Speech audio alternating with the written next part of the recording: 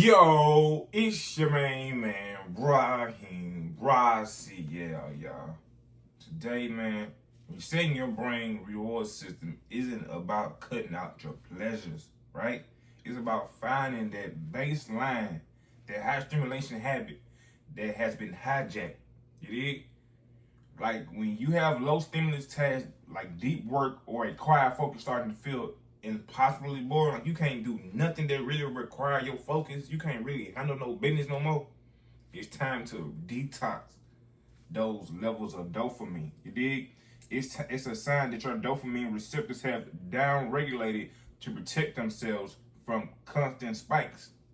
Resensitizing those receptors requires a deliberate shift in how, when you and why you access the reward. You feel me? Like today we gonna talk about dopamine detox versus real life detox. You feel me? Like we gonna have that right and then have that little talk today, right? We're gonna get into what's going on in your dopamine in your reward system. When and where should this thing be managed? You dig? The term dopamine is popular online for promises of a quick, dramatic, hard reset of your brain, but real life requires sustainable neurochemicals management out there rather than the extreme isolation. Meaning that if I'm so used to doing something and I have dopamine while I'm doing it, it's gonna be hella hard for my brain to focus or maintain without it. You feel me? It's gonna be hella hard for my brain to go through that peak, crash, and deficient stage. You feel me? Because dopamine, it got that, oh, I'm feeling good till I'm feeling down. You feel me? And this is basically when you feeling down, you need to lower or higher your dopamine level. You feel me? Where it's like the natural baseline. You feel me? Like you can go past it, you can go under it. Once you go under it, you feel like, damn, something wrong, something missing. You feel me? So on this one, we're gonna get into it, right? Dimension, the core permission.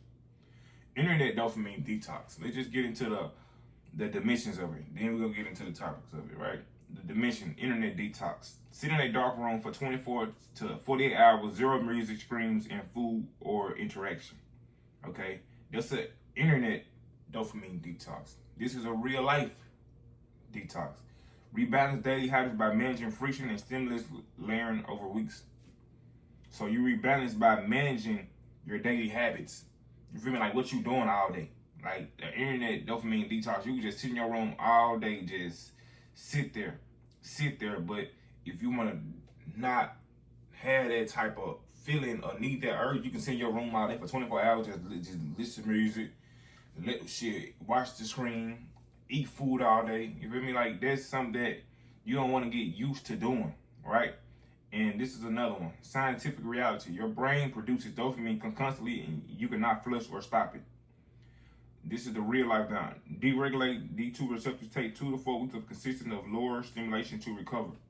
So everything basically like you just trying to lower what already is what is. You feel me? You probably like everybody got different ways that they can get like dopamine spikes, probably from food, from arguing, from different shit. Some of them bad, some of them good. You feel me? Like you can get dopamine from a lot of ways. You can get a spike in your cortisol levels real quick. Like sustainability, high failure rate leads to severe binging immediately after 24 hours has ended.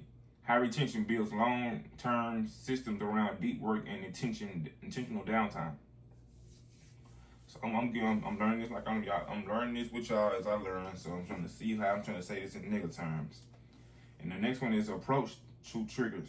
Complete avoidance of all modern technology and basic comfort. So you just learning, teaching yourself, bro, I don't need this to be happy. I don't need to see this to be feel away.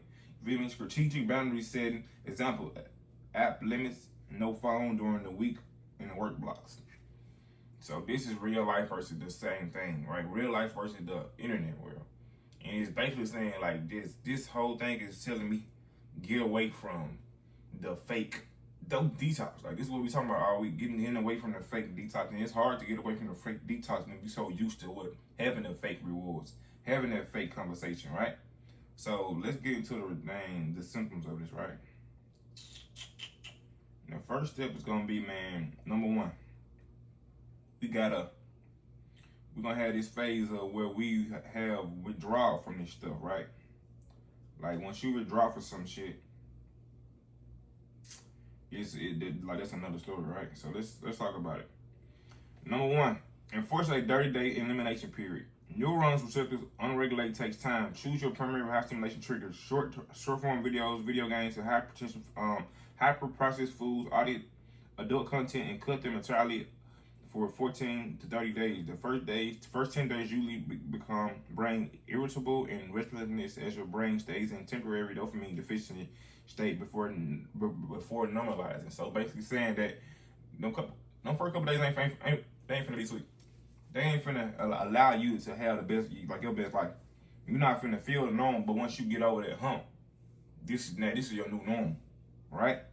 So it's basically all the time about this week is trying to get a new norm. Our new norm. What do we operate at for? Like, what is our new norm? Like, this is my norm. Okay, this is what I'm on. You feel me? Number 2, stop dopamine layering. Combining multi-low effort rewards trains your brain to require extreme stimulation for basic focus. Right? So avoid listening to podcasts while gaming, watch TV, while scrolling on social media, or needing music/books for every mundane task, right? So this is telling your brain, like, man, practice single tasks, doing chores, walking, and work blocks in your to recalibrate your baseline. So it's saying stop doing so much shit at one time. Do one thing at a time. Allow your brain to do this. I just finished that. Do that. Not watch TV and be on the phone. Not goddamn be scrolling and watching TV. Not be doing something and you need music and you need an audio book. Like, just lowering that task of needing you can't do the work with a side mind. I hate doing, like, I think a side of mind is an idle mind. Like, I don't like my brain sitting on. I like listening to some podcasts, some music. I go flipping back and forth to it. So, but you gotta know how to layer this shit. You don't want too much of it. Need this to make your day go by, right? Number 3, this is the flip the dopamine order. Effort before reward. Dopamine release during efforts. It elevates your baseline and creates sustained drive. Dopamine received before or without effort crashes your baseline. Passive reward. Scrolling before working. Spike.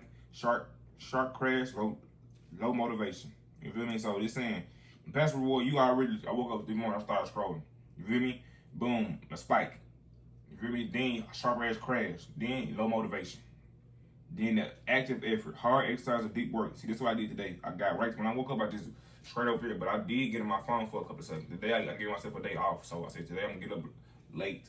You feel me? I'm gonna sleep as long as I want to sleep today. Then I'm hard. Today when I get up, I'm gonna go straight to I didn't go running yet. I didn't read yet.